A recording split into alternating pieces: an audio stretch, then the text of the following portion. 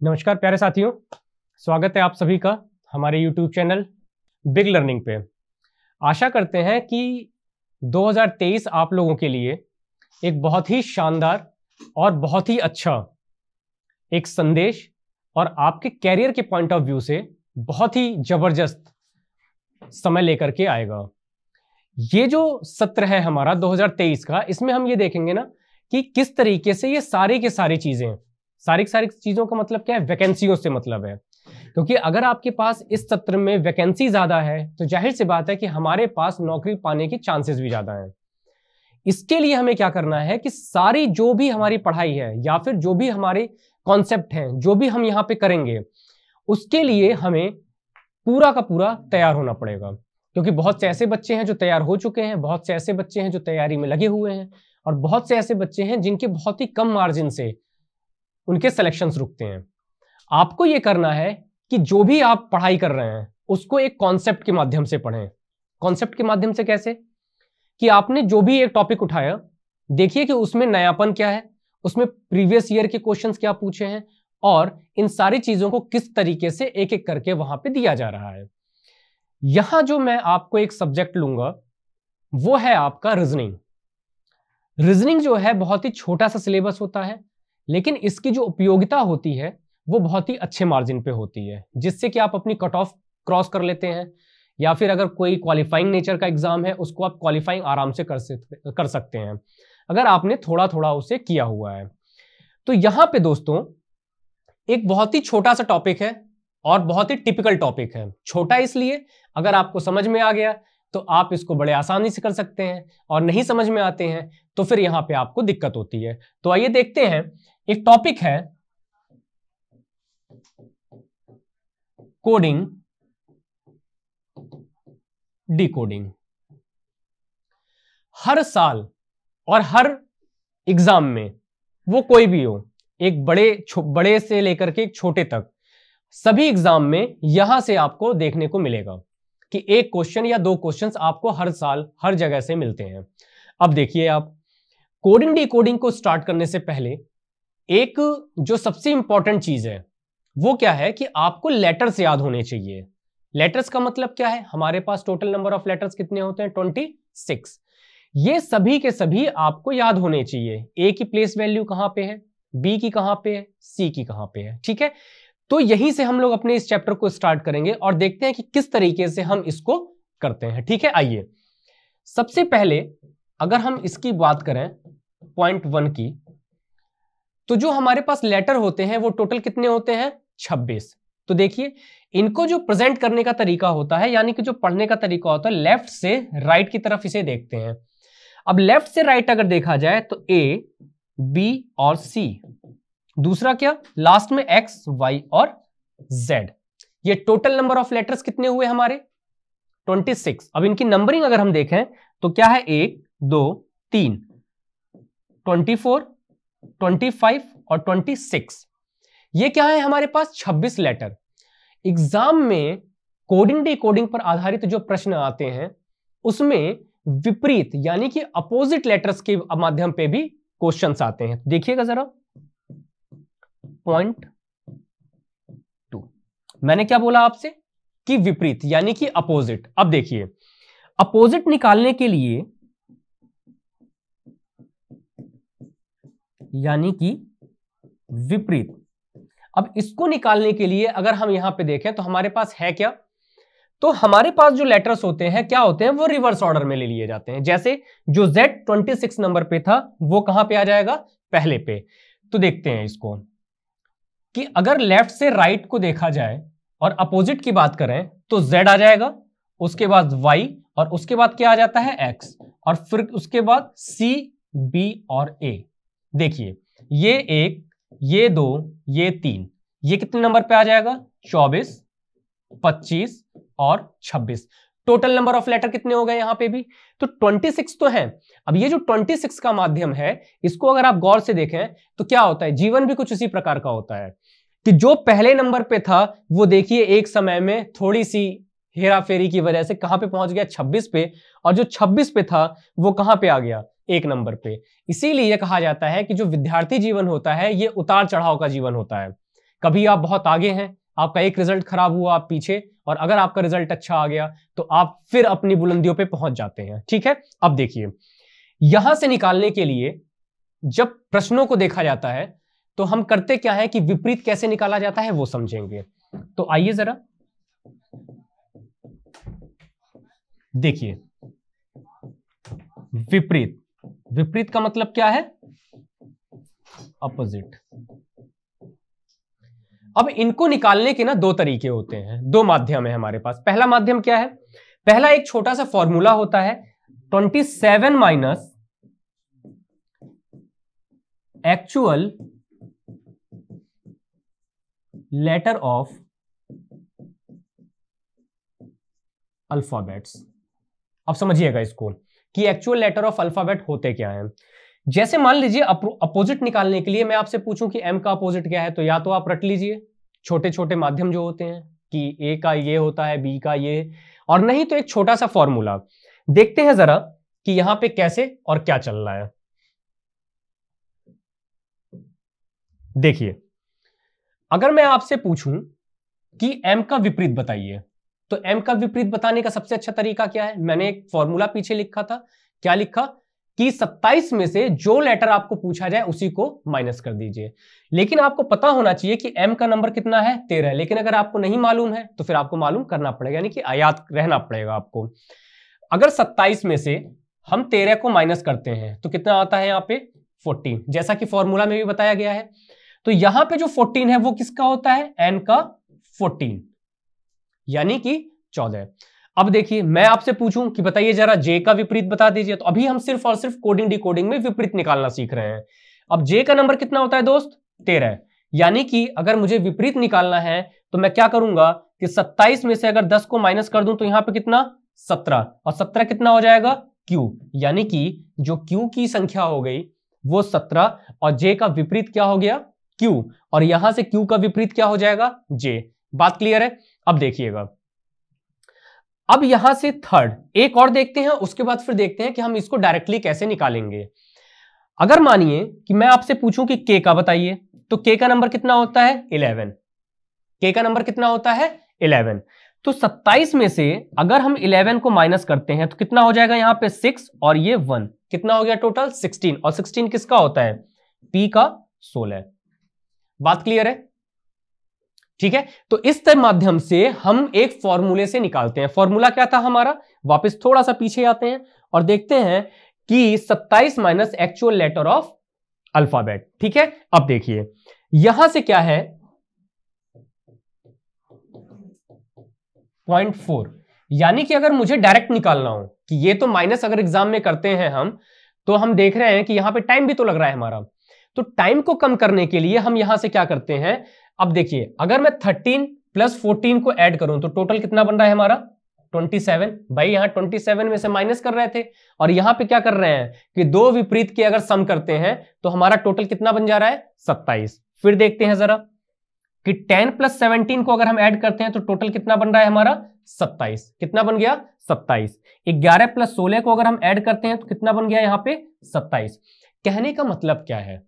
इसको 0.4 में हम लोग प्रेजेंट करते हैं। कहने का मतलब यह है कि sum of two opposite letters is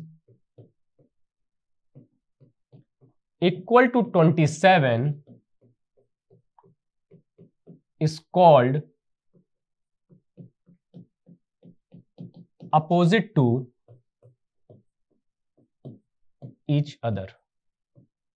अर्थात मतलब क्या है कि यदि दो अक्षरों का योग 27 के बराबर होता है तो वो एक दूसरे के क्या कहलाते हैं? विपरीत कहलाते हैं। बात क्लियर है? अब देखिए यहां पे इसका मतलब देखते हैं एग्जाम्पल के माध्यम से। अगर मैं आपसे पूछूं कि आर का बताइए, तो आर का नंबर कितना होता है दोस्त? 18। आर का कितना होता है? 18। अब 18 में मैं कितना जोड़ दूं कि 27 के बराबर हो जाए? क्योंकि यहां पे मैंने क्या लिखवाया है कि दो लेटर्स का योग अगर 27 के बराबर होता है तो वो क्या होंगे? एक दूसरे के विपरीत होते हैं। अगर मैं 28 में 9 को जोड़ देता हूं तो कितना हो जाएगा 27, और 9 का योग कितना, आई का सॉरी 9 का नंबर क्या होता है, आई। तो आप यहां पे देख रहे हैं कि R और I एक दूसरे क्या हो गए, विपरीत। अब क्या मुझे यहां पे ये पूरे के पूरे 27 में से माइनस करने की जरूरत पड़ी, नहीं, मैंने सीधे निकाल लिया। अब मैं अगर आपसे पूछूं कि ये बताइए कि जरा T का बता दीजिए, तो T का 20, अब 20 में कितना ऐड कर दूं, तो अगर मैं 20 में 7 को ऐड कर देता हूं यानी कि G7, तो कितना बन गया 27। इस माध्यम से हमने क्या देखा कि अगर हमको विपरीत निकालना है डायरेक्ट, तो यहां पे हमने कैसे निकाल दिया कि sum of two opposite letters is equal to 27। और आप यहां देख रहे हैं कि जो काम हम यहां पे 27 में से माइनस कर रहे थे, हमने सीधे सीधे क्या किया कि दो संख्याओं के योग को लिया, और अगर उनका योग 27 के बराबर होता है तो हम क्या कर रहे हैं, वहां पे सीधे तौर पे ये कहते हैं कि वो दोनों एक दूसरे के क्या है, विपरीत हैं। बात क्लियर है यहां तक? अब देखिए, जब आपको ये चीज क्लियर हो गई तो यहां पे आपको जो कोडिंग डिकोडिंग में पैटर्न मिलते हैं वो मिलते हैं 3 प्रकार के। ध्यान से देखिएगा, पहला मिलेगा आपको letters two letters, letters two letters. दूसरा मिलेगा लेटर्स टू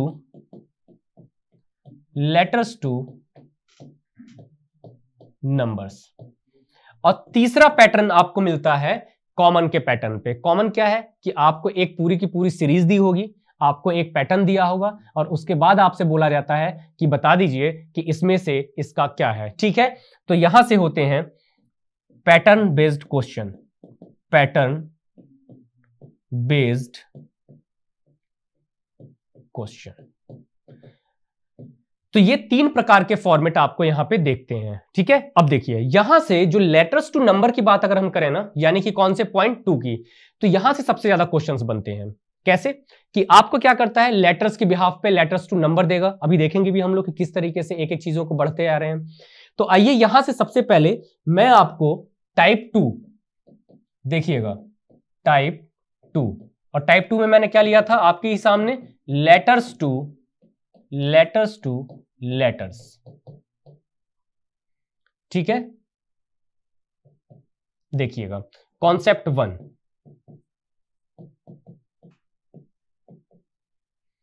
कॉन्सेप्ट 1 हमारा क्या है कि जब हमारे पास कोई भी लेटर्स हो, कोई भी एक आपको अंक दे दिया गया हो और वहां पे आपसे कहा गया हो कि इसके जो भी लेटर हैं वो किसके बिहाफ पे चल रहे हैं और क्या है। देखिएगा कॉन्सेप्ट 1 में अगर मैं पहला क्वेश्चन लेता हूं, पेन। आप ये देख रहे हैं कि पेन के आगे अगर यहां पे लिखा हो 16, 5 और 14, आपको एक ये पैटर्न दे दिया जाता है और ये कहा जाएगा कि अगर पेन का कोड 16514 है तो बताइए कि what is the code of metro. अब ध्यान से देखिएगा, जब हमको ये चीजें पकड़नी है तो हम करेंगे क्या, P का नंबर कितना हो गया 16, E का 5 और N का कितना होता है 14। आप ये देख रहे हैं कि इनकी जो प्लेस वैल्यू है उसी को क्या किया है, कोड के फॉर्मेट में यहां पे सीधे तौर पे उसने ले लिया है। बात क्लियर हो गई? तो जब इसने यहां पे सीधे तौर पे लिया है तो हम यहां पे क्या करेंगे, M का नंबर कितना होता है दोस्त, तो M का 13, E का 5, T का 20, R का 18 और O का 15। तो यहां से आप देख रहे हो कि ये जो कोड लिया हुआ है वो क्या है, उनकी प्लेस वैल्यू को लेकर के सीधे तौर पे यहां पे रख दिया गया है। दूसरा देखते हैं इसी का सेकंड क्वेश्चन। अगर आपसे बोला जाए कि what is the code of dog. अब देखिएगा यहां पे पहला क्वेश्चन हमने देखा तो यहां पे क्या किया गया था कि जो प्लेस वैल्यू थी उसको रखा, लेकिन यहां पे प्लेस वैल्यू नहीं रखता है। यहां पे क्या करता है एग्जामिनर कि जैसे डी का नंबर कितना होता है 4, ओ का नंबर कितना होता है 15, जी का 7। तो यहां के आपने पैटर्न में देखा था कि पहले क्वेश्चन में क्या किया था, उसने प्लेस वैल्यू को सीधे तौर पे रखा। यहां पे क्या करेगा वो कि यहां पे इनकी प्लेस वैल्यू ना लेकर के जो मैंने आपको विपरीत निकालना सिखाया था उस प्रकार से यहां पे ले लेता है। ध्यान से देखिएगा, अब डी का नंबर 4 कितना ऐड किया जाए कि 27 के बराबर हो जाए, तो यहां से हम देखते हैं 23 प्लस 4 कितना हो गया 27। यहां पे 15 में कितना ऐड कर दिया जाए, तो अगर मैं 15 में 12 को ऐड कर दूं तो 27 के बराबर हो जाएगा। और यहां पे जी का नंबर 7, तो यहां पे टी का नंबर वो क्या ले लेगा 20।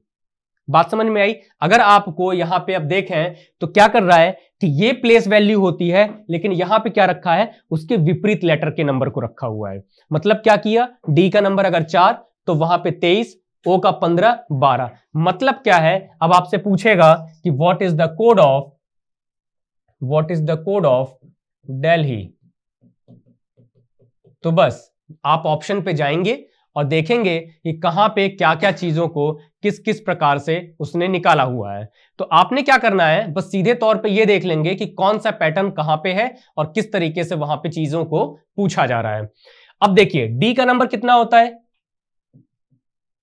4, ई का कितना 5, एल का 12, एच का 8, आई का 9। ये तो हमारी प्लेस वैल्यू हो गई ना।